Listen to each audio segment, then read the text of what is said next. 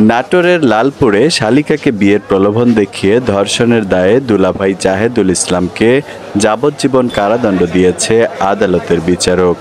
একই সঙ্গে 50,000 টাকা জরিমানার নির্দেশ প্রদান করা হয়। সোমবার 9 সেপ্টেম্বর দুপুরে নাটোরের নারী ও শিশু নির্যাতন দমন ট্রাইব্যুনালের বিচারক জেলা ও দায়রা জজ মোহাম্মদ আব্দুর রহিম এ রায় ঘোষণা করেন। দণ্ডপ্রাপ্ত আসামি জাহেদুল ইসলাম নাটোরের লালপুর উপজেলার আব্দুলপুর পূর্বপাড়া গ্রামের মোহাম্মদ আব্দুল মজিদ প্রামাণিকের ছেলে। নাটোর নারী ও শিশু নির্যাতন দমন ট্রাইব্যুনালের বিশেষ পিপি অ্যাডভোকেট আনিসুর রহমান জানান, 2021 সালের 15 মার্চ সকাল 10টার দিকে বাড়ির লোকজন না থাকায় শালিকাকে বিয়ের প্রলোভন দেখিয়ে আসামি অপহরণ করে কুষ্টিয়ার এক চাচাতো ভাইয়ের বাড়িতে নিয়ে যায়।